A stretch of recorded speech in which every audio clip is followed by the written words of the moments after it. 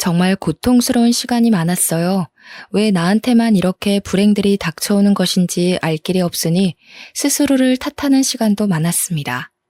늘 시련이 가득한 제 인생에 기적 같은 일이 생기면서 그간 힘들었던 마음을 정리할 수 있었어요. 그런 제 사연을 여러분과 함께 나누고 싶습니다. 어려서 아빠라는 사람에 대한 기억 자체가 없었어요. 아빠가 어떻게 생긴 사람인지도 몰랐고 제게 아빠가 있는 건지도 몰랐습니다. 어렸을 때는 호기심에 엄마께 물어본 적이 있죠. 엄마, 나는 왜 아빠가 없어? 내 친구들은 다 아빠 있는데 왜 나만 없는 거야? 은정아, 아빠는 없어. 대신 우리 은정이는 엄마도 있고 할머니랑 삼촌도 이모도 있잖아. 그건 내 친구들도 다 있대. 나만 왜 아빠가 없는 거야? 내가 잘못해서 없는 거야? 그렇지 않아. 아직은 은정이가 너무 어려서 엄마가 말해도 잘 모를 거야. 이건 어른들만 알 수 있는 얘기거든? 그러니까 나중에 우리 은정이 키 더 크면 엄마가 말해줄게. 이날 처음으로 엄마의 눈물을 봤습니다. 저를 재워주시고 방에 가신 엄마를 뒤따라갔는데 소리도 못 내고 흐느껴 울고 계신 모습을 봤죠. 그때부터 전 무의식적으로 알았던 것 같아요. 아빠 얘기를 하면 엄마가 아주 슬프고 아프다는 걸 말이죠. 외가 식구들도 엄마처럼 아빠 얘기를 꺼리는 게 눈에 보였습니다. 그래서 그날 이후 단 한 번도 아빠에 대해 물어보지 않았어요. 저렇게 힘들어하는 건 다 이유가 있다고 생각을 했습니다. 크면서 아무리 엄마가 온 힘을 다해주셨어도 부족한 빈자리가 느껴질 때가 있었습니다. 친구들과 함께 분식집을 가서 떡볶이를 먹어도 어제 우리 아빠가 뭐 해줬다? 라는 말만 나오면 저도 모르게 움츠러들었어요. 아빠가 없는 게 결코 제 잘못도 아닌데 영문을 모른 채 지내서 더욱 그랬던 것 같습니다. 차라리 이혼을 했다던가 아빠랑 사별을 했다던가 뭔가 뚜렷한 이유가 있었으면 그렇게 그립지도 않았을 것 같아요. 이런 아픔을 티내지 않고 혼자 가슴속에 간직하며 살던 저는 공부를 곧잘 하는 학생이었습니다. 엄마가 워낙 혼자서 저를 힘겹게 키우는 걸 알기에 좋은 성적으로나마 기쁘게 해주고 싶었어요. 학생 신분으로 제가 해드릴 수 있는 게 그것뿐이니 말이죠. 좋은 성적표를 보여드리면 엄마는 힘든 게 하나도 없다며 맑은 미소로 답을 해주셨고 그 미소를 보는 낙에 열심히 공부를 했습니다. 저에게 엄마가 전부인 듯 엄마에게 저도 전부였기에 서로 행복하게 해줄 수 있는 유일한 존재로 살았죠. 그렇게 좋은 성적을 쌓다 보니 대학교 진학을 앞두고 선생님들의 기대가 컸습니다. 진로 상담을 할 때도 손꼽히는 대학에 갈 수 있다며 어디를 희망하냐고 물으셨죠. 그렇지만 저는 대학 진학을 하고 싶지 않았어요. 집 형편을 뻔히 아는데 제가 대학에 가면 돈도 많이 써야 할 테고 그게 부담스러웠습니다. 여태 저 키우면서 고생하신 엄마가 이제 그만 힘드셨으면 했어요. 제가 대학을 가고 취업 준비를 하는 그 몇 년간 또 엄마는 몸을 혹사하며 일하실 게 뻔했으니 말이죠. 온몸 뼈 마디마디가 아프다며 파스를 덕지덕지 붙이고 살면서 딸 하나 잘 키우겠다고 고생하시는 모습 보는 게 더 힘들었거든요. 좋은 성적임에도 불구하고 대학 진학을 포기한다고 하자 선생님들뿐 아니라 엄마께서도 난리가 났습니다. 서로 큰 소리까지 내며 싸웠죠. 최은정, 담임 선생님이 전화까지 왔던데 너 대체 대학을 안 간다는 게 무슨 소리야? 그 성적에 대학을 왜 안 가? 나 취업해서 돈 벌 거야. 공부하고 싶어서 한 것도 아니고 학생 신분으로 엄마 기쁘게 해줄 수 있는 게 공부밖에 없어서 한 거였어. 난 공부를 더 하고 싶지 않아. 너 지금 그게 무슨 말이야? 대학도 나오지 않으면 사회에서 얼마나 따가운 시선을 받아야 하는데 엄마가 왜 식당 일이나 하면서 너 힘들게 키웠는데 배운 게 없어서야 배운 게. 그런 엄마를 보고도 대학을 안 가겠다는 소리가 나와? 대학을 나와도 취업 못하고 한량처럼 사는 사람도 많은데 꼭 가야 할 필요가 있어? 엄마도 모르잖아. 내가 대학 안 가고 성공할지 안 할지. 대학까지 가서 없는 돈 써가며 시간 낭비하고 싶지 않아. 내 뜻 존중해줘. 누가 너더러 돈 걱정하랬어? 그 좋은 성적에 왜 대학을 안 가냐고. 너 정말 엄마 속상해 죽는 걸 보고 싶어? 내가 여태 힘들어도 꾹 참고 살았던 이유가 뭔데? 너 하나 잘 키우려고 그런 건데 어떻게 네가 엄마한테 이럴 수가 있어? 대학은 절대 안 갈 거니까 이 얘기는 그만하자. 원서 접수도 안 할 거고 나 진짜 안 갈 거야. 엄마는 저를 볼 때마다 대학을 안 가서 꼴 보기 싫다며 일부러 저와의 대화를 피했습니다. 그렇지만 3천만 원 가까이 드는 돈을 내면서까지 엄마 등골을 휘게 만들고 싶지 않았어요. 저는 뜻을 굽히지 않았고 결국 대학에 진학하는 걸 포기했습니다. 솔직한 심정으로는 대학 가서 더 공부를 해보고 싶었어요. 더 넓은 미래를 보고 배우며 대학 생활이란 것도 해보고 싶었지만 생각할수록 미련만 남으니 애써 괜찮은 척을 했습니다. 그렇게 맞이한 20살은 정말 암담했습니다. 이제 갓 졸업한 제가 할 수 있는 것은 많지 않았어요. 고등학교 졸업이라는 신분으로는 마땅한 곳에 들어갈 수 없었고 저는 집 앞 마트에서 일했습니다. 마트에서 일하는 저를 보며 엄마는 한 소리 하셨죠. 그 좋은 머리로 겨우 마트에서 일하려고 대학을 안 간 거야? 요즘 널 보는 엄마 마음이 어떤 줄 아니? 이러지 말고 은정아, 내년에라도 대학 가자, 어? 너도 느껴봐서 알잖아. 대학 나오지 않으면 받아주는 곳도 없어. 엄마, 그래도 내 돈 내가 벌어서 쓰는 거에 의미를 두고 살 거야. 마트면 어때? 내 나이 또래 친구들은 다 용돈 받아 쓰는데 난 내가 벌어서 엄마한테 생활비도 줄 수 있잖아. 이게 내가 원하던 삶이야. 물론 엄마의 속상한 마음을 이해는 했지만 자꾸 저 말에 흔들릴까봐 더 냉정하게 벽을 쳐버렸죠. 마트에서 일하다가 편의점도 가보고 카페 일도 해보고 고깃집 아르바이트까지 가리지 않고 했습니다. 아르바이트만 전전하다가 보험회사에 취업해서 영업도 했었죠. 돈벌이는 충분히 되긴 했는데 아무래도 계약직이다 보니 오래 안정적으로 할 수 있는 일을 찾고 싶었어요. 많은 고민을 하던 끝에 저는 간호조무사 자격증을 따서 병원 일을 시작하게 되었습니다. 간호사 급여와 차이는 있지만 어쨌든 병원이란 곳이 망할 일도 없고 저만 괜찮다면 오래도록 할 수 있는 일이라 괜찮다고 생각했어요.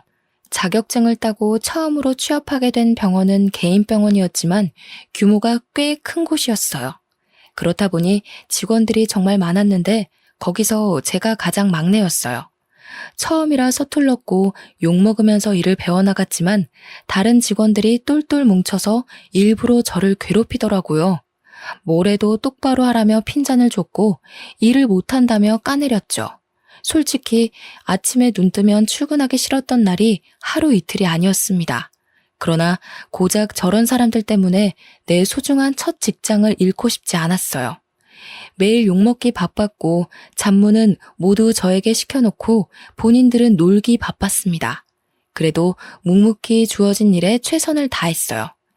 10명이 넘는 직원들이 본인들의 실수까지 저에게 덮어씌웠고 저는 막내였음에도 상부에게 이름을 떨칠 정도로 욕을 많이 먹었어요. 말 그대로 왕따 생활을 지속해 나갔지만 문득 그런 생각이 들었죠. 저렇게 살면 좋을까? 내가 당하는 모습을 보면 희열이 느껴지나? 라고요.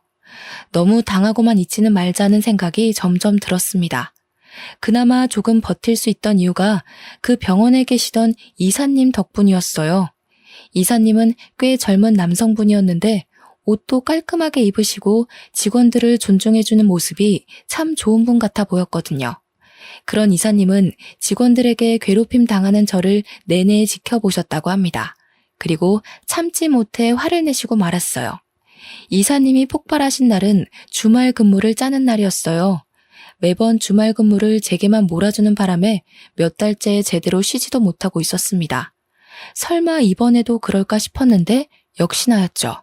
자, 이번 주말 근무는 누가 서기로 했어요? 아, 그거 은정쌤이 한다던데요? 돈 많이 벌고 싶나 봐요. 주말 근무를 아주 싹 쓸어 가네요. 은정쌤 주말 근무할 거예요? 본인 의지가 맞아요? 아, 죄송하지만 이사님, 몇 달 내내 주말 근무 세우시는 바람에 한 번도 제대로 쉰 적이 없어요. 너무 힘들어서 못하겠어요. 뭐야, 아까랑 말이 다르잖아. 왜 그래, 은정쌤? 저랑 무슨 대화를 하셨나요? 안 하셨잖아요. 매번 저랑 대화도 안 해놓고 마치 제가 그렇게 하겠다고 한 것처럼 말씀하지 마세요. 저도 더는 못 참겠네요. 이럴 줄 알았어. 다들 은정쌤 너무 괴롭히는 거 아니에요?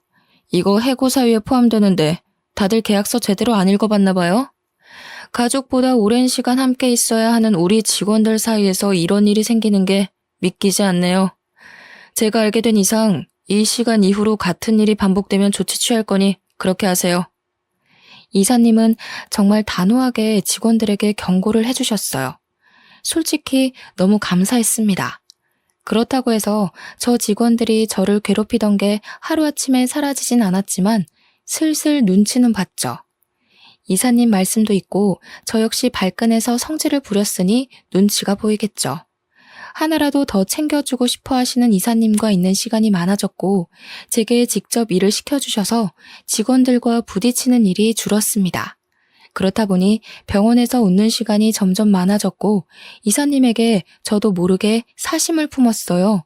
감히 신입 주제에 이사님을 좋아한다는 게 저 자신도 웃겨서 마음을 감췄습니다. 그러나 사랑하는 마음이란 게 어디 숨겨지나요? 표정에서부터 벌써 티가 나는걸요.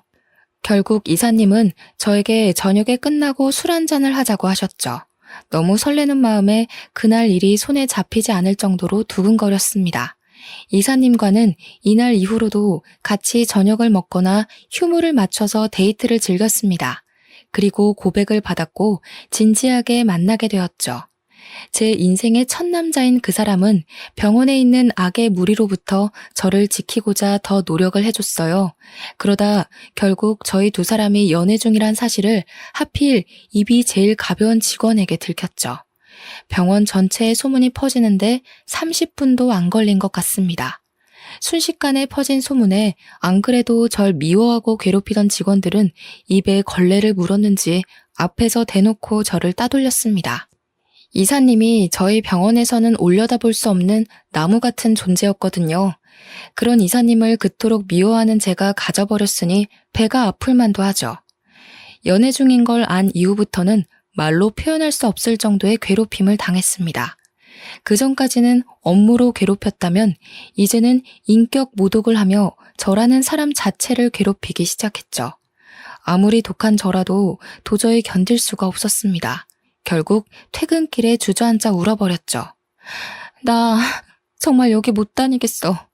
하다 이제는 날 화장실에 가둬버리잖아.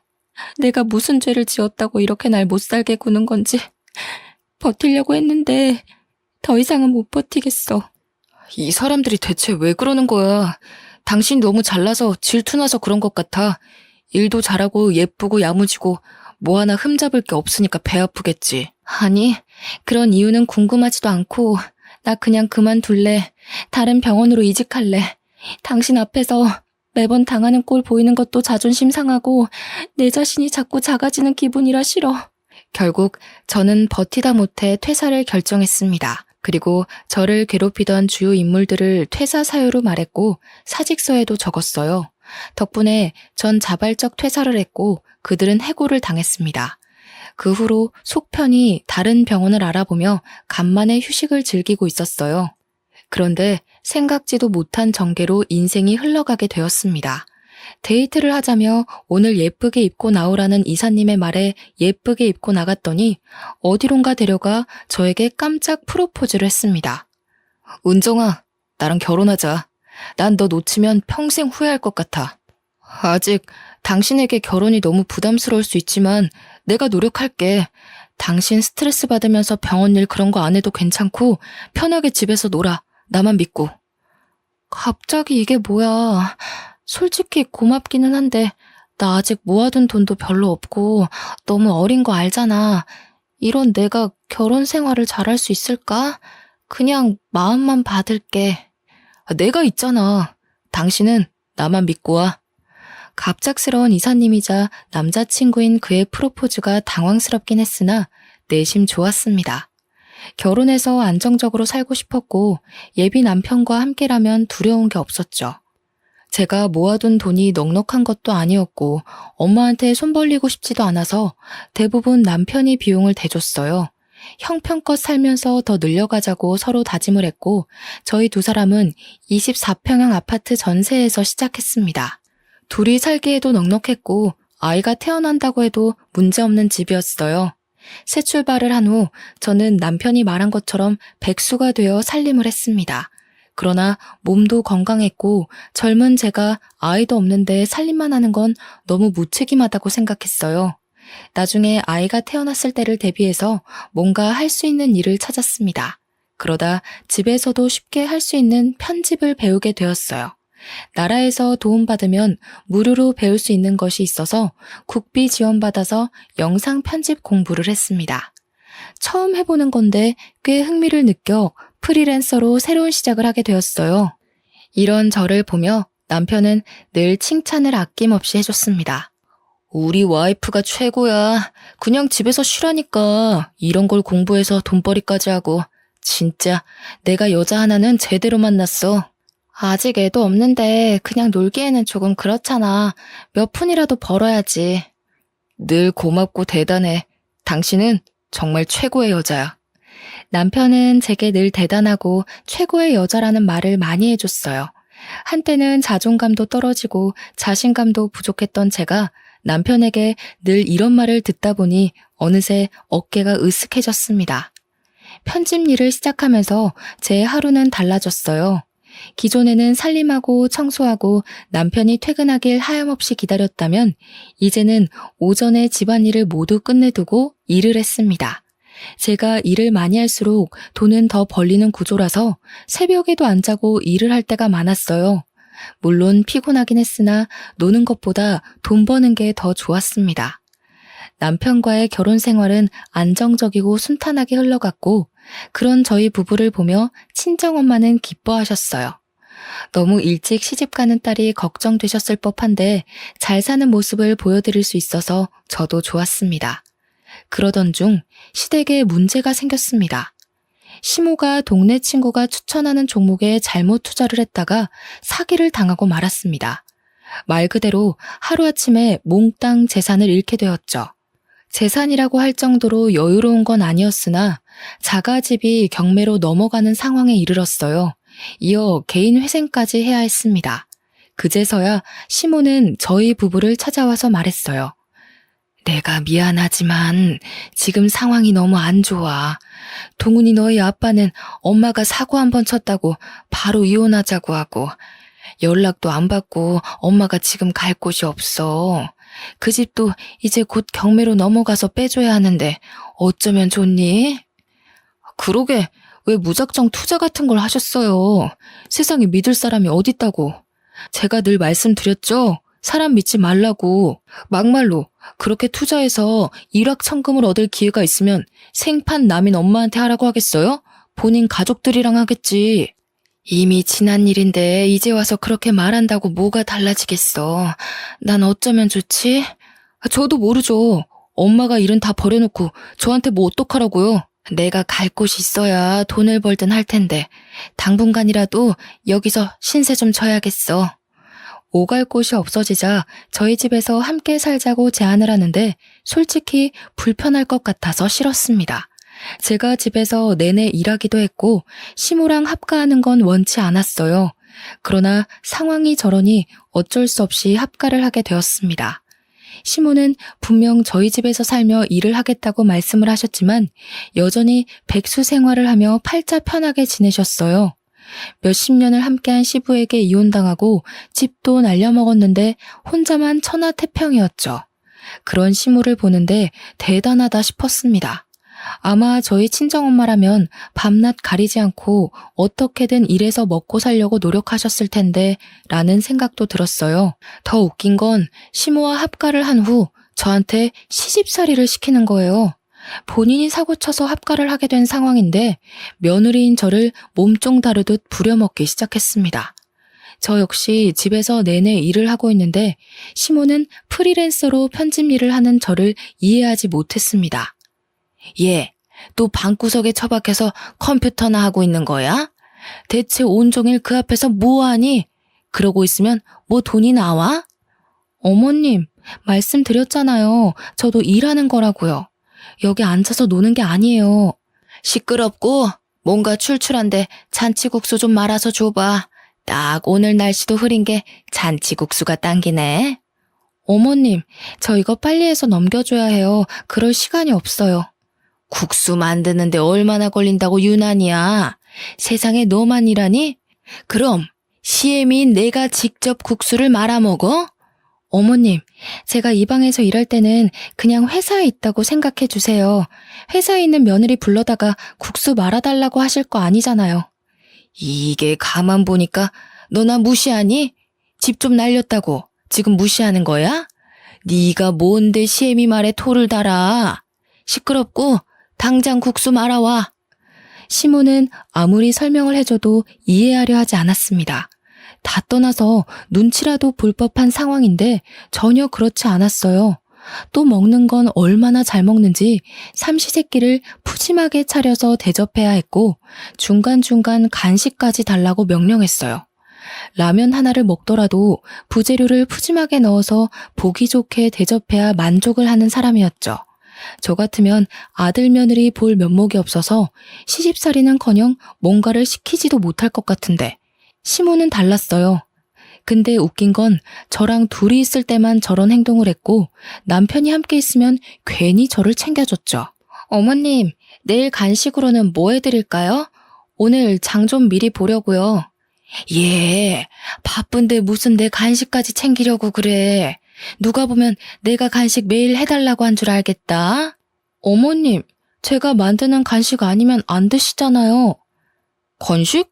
엄마, 간식을 이 사람이 직접 만드는 거야? 당신도 일하느라 바쁜데 간식 만들 시간이 어딨어. 지금 밥도 삼시세끼 다 차려주고 있잖아. 엄마, 이러려고 집에 들어온 거야? 이 사람 시집살이 시키지 마, 왜 그래? 어머, 내가 시집살이를 언제 시켰다고 그러냐? 너희 참 웃긴다. 얘 은정이 네가 말해봐라. 내가 언제 너 시집살이 시키고 막 괴롭혔니? 말이 나온 김에 그냥 말할게요. 어머님, 저 일할 때 계속 이것저것 시키시는 거 저 힘들어요. 제가 몇 번이나 말씀드렸잖아요. 일할 때는 건들지 말아달라고요. 제가 끼니도 다 챙겨드리고 일하는 건데도 자꾸 부르시고 일 시키니까 집중을 못하겠어요. 그래, 다 내 탓이지. 늙으면 죽어야 하는데 내가 무슨 부귀영화를 누리겠다고 명줄만 길어서 아들, 며느리 고생시키고 있는 건지 모르겠다. 나 그냥 나가서 살게. 어디든 내 몸 하나 쉴 곳 없겠냐? 엄마, 그렇게 말한다고 가슴 안 아파. 쓸데없는 소리 하지 말고 현실적인 얘기를 해. 일은 왜 안 해? 엄마 개인회생 돈 안 낼 거야? 집도 얹혀 살고 돈도 안 벌고 이 사람 부려먹고. 왜 그래 정말? 나 솔직히 요즘 엄마 모습에 너무 실망이야. 일할 거라고 했잖아. 넌 어쩜 네 아빠랑 똑같이 말하니 정떨어지게? 아들 자식 키워봐야 소용없다는 말이 아주 딱 맞아 딱.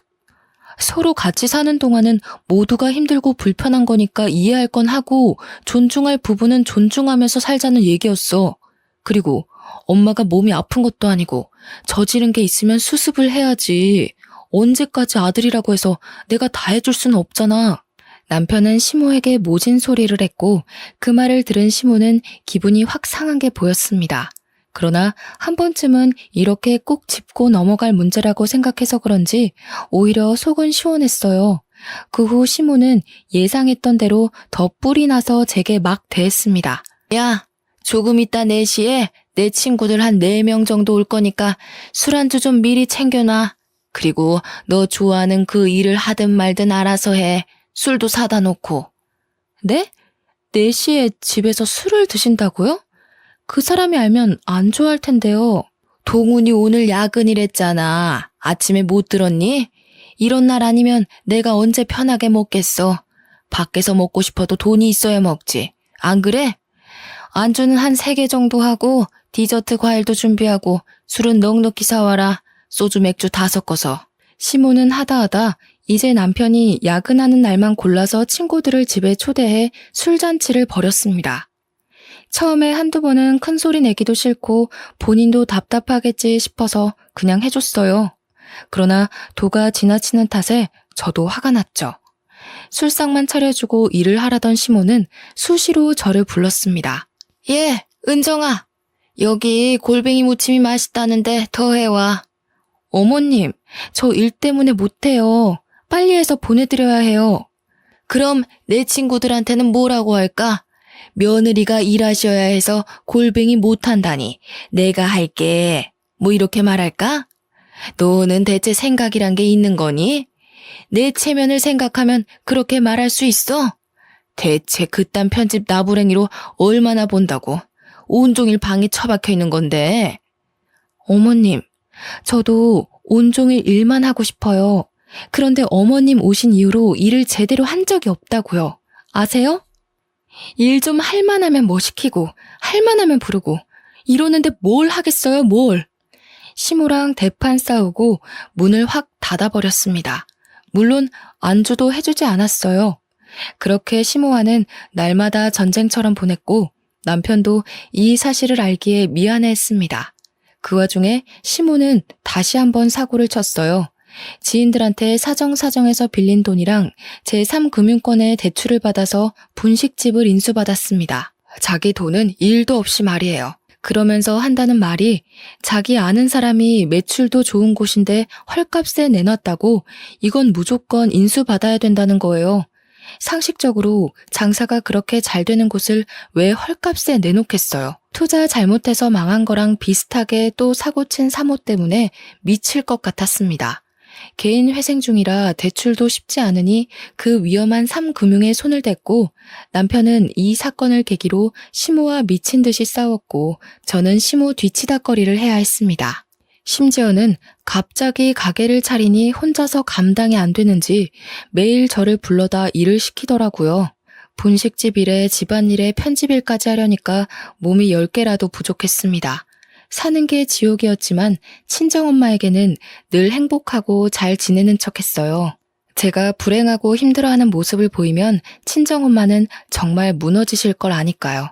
한동안 사는 게 바쁘다는 핑계로 엄마를 자주 못 찾아뵙는데 너무 지치고 힘들어지니 엄마가 보고 싶었습니다. 남편에게 말을 하고 2박 3일 친정집에 다녀오기로 했죠. 오랜만에 엄마를 딱 보러 가서 반가움에 포옹을 하려는데 엄마 얼굴이 별로 좋지 않았어요. 걱정스러운 마음에 어디가 아프냐고 왜 그러냐고 했으나 괜찮다고만 하는 엄마였죠. 느낌이 싸했는데 결국 그날 밤 엄마가 어렵게 입을 열었습니다. 은정아, 너 놀라지 말고 잘 들어. 사실은 엄마가 췌장암 말기래. 가망도 없고 가는 날만 기다려야 하는데 너한테 말을 못 하겠더라고. 어차피 죽을 건데 돈 쓰는 것도 싫고 그래서 견뎠어. 엄마가 얼마나 더 살지는 모르겠는데 남은 시간 동안 슬퍼하지 말고 씩씩하게 엄마 보내주면 좋겠어. 뭐? 뭐라고? 무슨 소리야 대체. 그걸 왜 이제야 말해. 엄마, 나 어떻게 살라고. 당장 병원 가자. 어? 췌장암 말기라는 엄마의 말에 뭐든 해보고 싶었습니다. 저렇게 엄마를 보낼 수 없었어요. 그러나 병원에선 이미 다른 장기의 전이가 심각해 수술해도 가망이 없다고 말했습니다. 모든 치료를 포기하고 엄마랑 딱 2주 정도 시간을 함께 했습니다. 엄마가 너무 아파하는 날에는 가슴이 찢어질 듯 저도 고통스러웠어요. 감히 고통이 어느 정도인지 상상이 안 가는데 그 와중에도 딸인 제가 놀랄까봐 마음껏 아파하지도 못하시는 모습이 더 아팠습니다.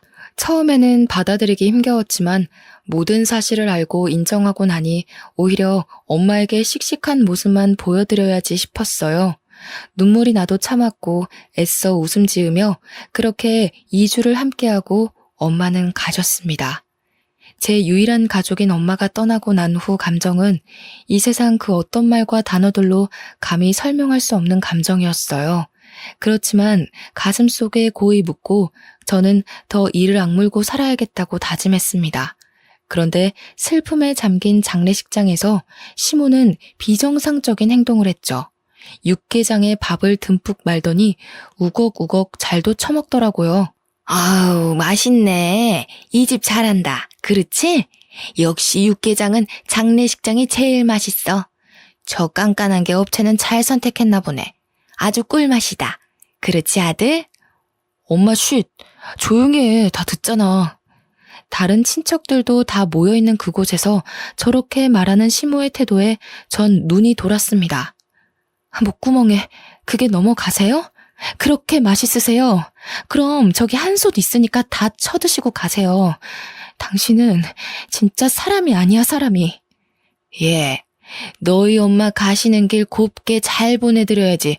어디 엄마 장례식에서 소란이야, 교양 없게. 시모와 미친 듯이 싸우다 문득 엄마의 영정사진을 보는데 힘이 다 풀렸습니다. 그렇게 행복한 줄 알았던 딸의 실체를 마지막 가는 길에 보여드린 것 같아서 죄송했어요. 더 못난 모습을 보이기는 싫어서 제가 참았습니다. 겨우 꾹 참고 있는 제게 시모는 배불리 육개장을 2그릇이나 먹고서는 오더라고요. 꼴도 보기 싫어서 아는 척도 안 했습니다. 예, 조의금은 얼마나 들어왔냐? 그건 또 왜요? 제발 그냥 가세요. 아니 사람이 꽤 온 것 같은데 그럼 조의금도 넉넉할 거 아니야. 그 돈 좀 빌려줘. 대체 정말 당신이 사람이세요? 지금 저희 엄마 장례식 중인데 조의금을 빌려달라는 말이 나오세요? 아우 야, 사람이 태어났으면 다 죽는 거지. 죽는 게 뭐 대수라고 유난이야. 조의금은 돈 아니냐? 돈 빌려달라는 게 잘못이야? 끝까지 미친 짓을 하는 시모의 머리채를 당장이라도 쥐어 뜯어버리고 싶었는데 정말 꾹 참았습니다.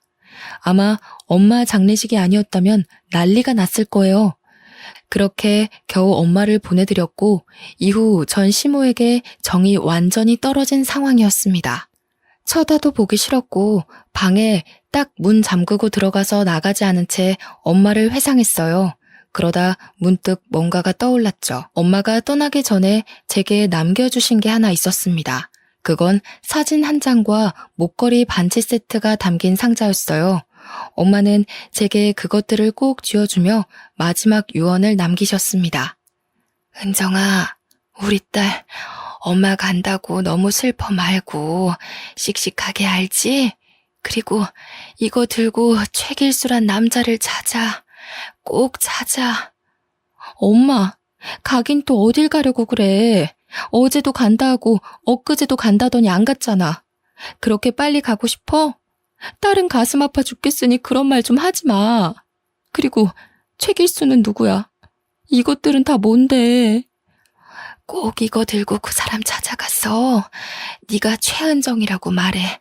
알겠지? 끝까지 엄마께서는 신신당부를 하셨어요.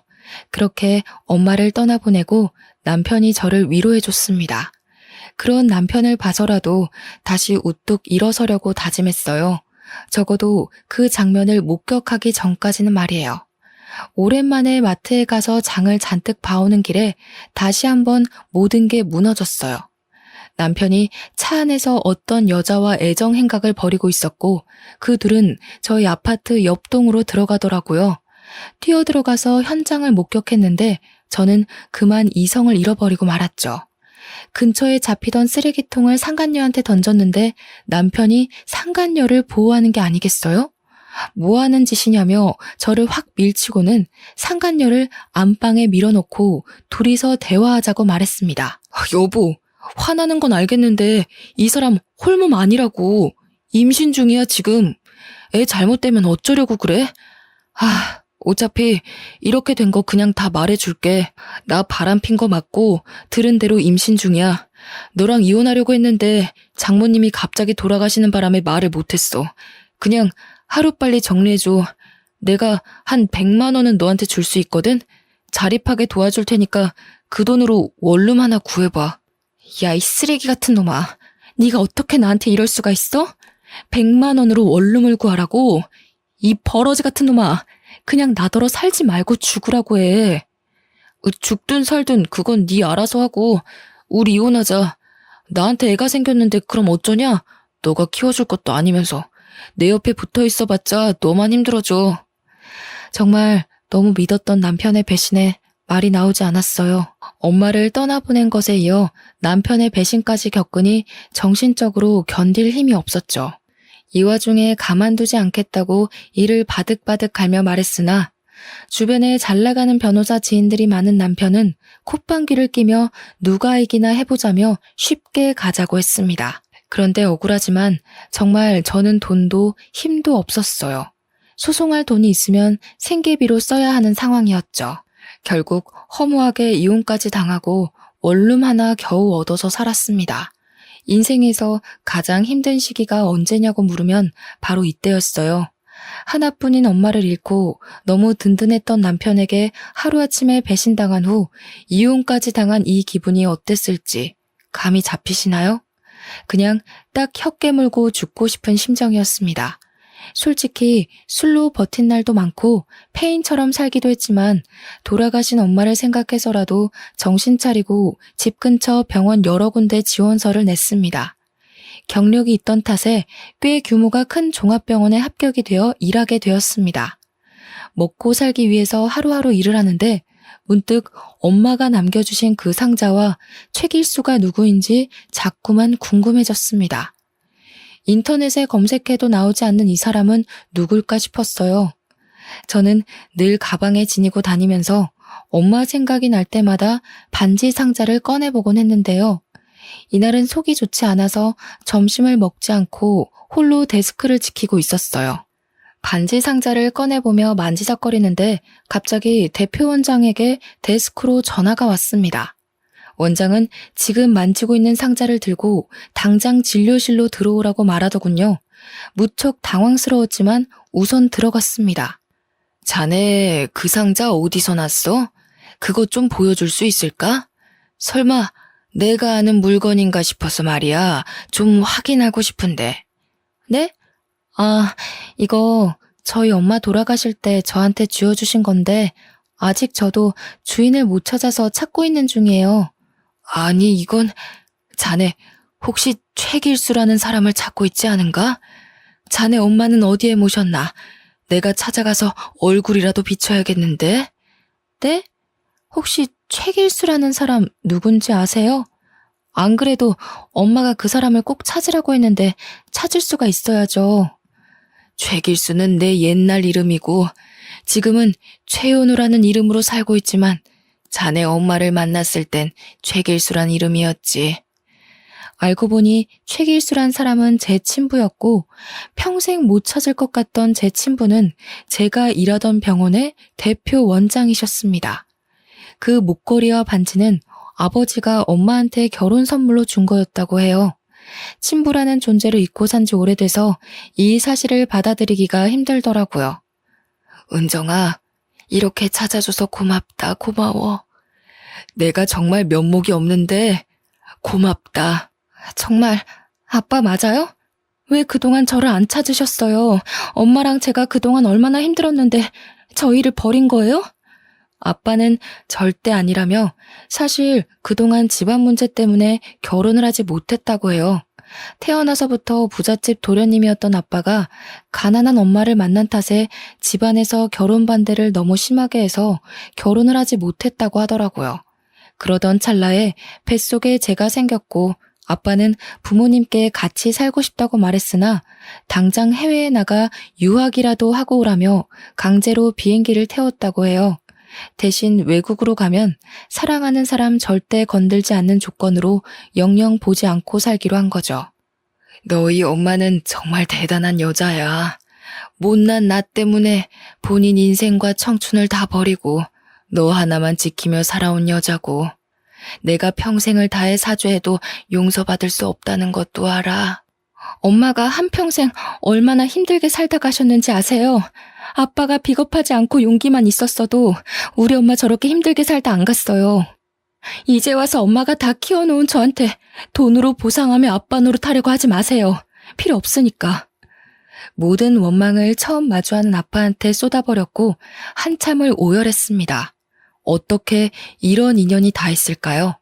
정말 조금만 더 빨리 내가 아빠를 찾아냈다면 엄마도 사랑하는 사람 얼굴은 한번 보고 떠났을 텐데 엄마 생각에 가슴이 너무 아파왔습니다. 이후로 아빠는 저한테 알뜰살뜰 잘 대해주셨어요. 조부모님도 다 돌아가셨고 엄마를 버린 죄책감에 50 넘도록 결혼도 하지 않고 살고 있다더라고요. 뒤늦게 생긴 아빠지만 조금씩 마음의 문을 열면서 자주 만나려고 노력했고 뜻하지 않게 전 남편과 상간녀에게 복수도 할 수 있었죠.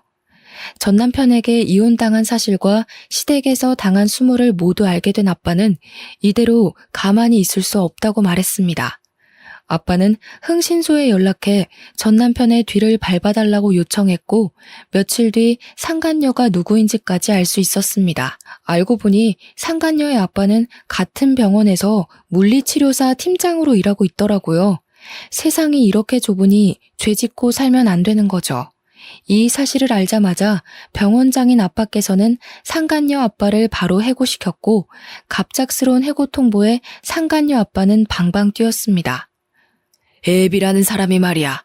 딸 자식 교육을 어떻게 하면 감히 유부남을 건드리고 애까지 임신해? 네 딸이 감히 내 딸 가정을 파탄내버렸어. 그에 비해 그 딸 아니겠나? 난 그딴 자식 둔 당신이 내 병원에서 일하는 꼴은 못 보니까 당장 나가게. 예? 병원장님, 뭔가 오해가 있으실 거예요. 저희 딸 그런 아이 아닙니다. 지 자식을 저렇게 몰라서는 원. 가서 물어보게. 그 뱃속의 아이가 이동훈이 새끼 자식인지 아닌지. 내가 그 정도도 확인 안 하고 왔겠나? 내 딸 눈에 피눈물 쏟게 한 더러운 불륜녀 애비한테 따박따박 월급 줄 만큼 너그럽지 못해. 당장 나가래도? 상간녀 아빠는 이 나이에 해고당하면 갈 곳이 없다면서 무릎을 꿇고 빌며 애원을 했지만 달라지는 건 없었습니다. 상간녀 집안은 한순간에 박살내줬고 상간녀 역시 집에서 인간 취급을 받지 못하게 되었어요. 이어 전 남편과 전 시모에게도 복수를 해줬습니다. 내가 병원장 딸이라는 소문이 돌자 전 시모와 전 남편은 잠시 미쳤었다며 변명을 하더니 결국 재혼하자고 말하더군요. 어이가 없었죠. 병원장 딸내미 소문이 이렇게 영향력이 큰 줄 몰랐습니다. 그러다 전 남편의 아빠가 심근경색으로 한순간에 돌아가셨어요. 병원 근처 장례식장에서 한다길래 몇 달 전 엄마 장례식장에서 육개장 처먹던 시모가 생각나 그대로 복수해줬습니다. 병원 직원들 100명을 모두 데리고 출동했습니다. 저희는 순식간에 식당에 자리를 잡고 마셔라 부어라 술을 마셨어요. 그러자 시모는 제 어깨를 밀치며 말했죠. 예, 너 미쳤니? 장례식에서 지금 뭐 하는 거야, 교양 없이? 미쳤냐고? 안 미쳤는데? 육개장은 장례식이 최고라면서요, 그쪽이. 그래서 우리 오늘 그 꿀맛인 육개장에 소주 한잔 하러 온 건데? 맛있긴 정말 맛있네요. 시모는 뒷목을 잡았고 저희는 육개장에 소주와 맥주 그리고 음료수까지 미친 듯이 마셨어요. 그러니 장례식 비용이 만만치 않게 나왔겠죠. 거의 병원 회식하는 수준 정도로 술을 많이 마셨고 참다 못한 시모는 큰 소리로 말했습니다. 야 이것들아! 당장 못 나가? 여기가 무슨 너희 회식 장소인 줄 알아? 진짜 술맛 떨어지게 더럽게 짹짹거리네. 저기요, 여기 장례식장이에요. 조용히 좀 하세요. 예의가 없는 거야? 생각이 없는 거야? 그렇게 뒤집어준 후 저는 병원장의 딸로 새 인생을 살고 있습니다. 모든 사람의 부러움의 대상이 되었고 다행인 건 저와 스스럼 없이 지내주는 직원들이 많아서 든든해요. 이제 와서 너무 늦었지만 공부도 다시 시작해서 아빠 병원을 물려받을 수 있도록 노력 중에 있습니다. 아빠는 제가 고졸인 게 신경이 쓰이셨는지 강남에 내노라 하는 과외 선생을 전부 불러서 공부를 시켰고 당당하게 의대에 한 번에 붙었어요. 그리고 아빠가 소개해준 인성 좋은 의사와 사귀고 있는 중이고요. 저도 남자라면 치가 떨린 터라 싫다고 했는데도 이 남자는 10년 넘게 지켜봤는데 정말 반듯하고 착한 사람이라며 꼭 사위로 만들고 싶었대요. 그러니 아빠가 원하는 대로 제발 만나달라길래 만났는데 웬걸 얼굴까지 잘생긴 미남이었습니다. 지나간 10년을 돌이켜보면 저한테 이렇게나 많은 일들이 있었네요. 마음 터놓는 친구에게도 말 못하는 제 사정을 여러분께 들려드렸어요. 어떠신가요? 저는 하늘에 계신 엄마가 마지막 가는 길까지 혼자 남은 제 걱정에 아빠를 만나게 해준 것 같아요. 뒤늦게 만난 아빠지만 그 누구보다 저한테 잘해주시려고 하시니 저 너무 행복합니다.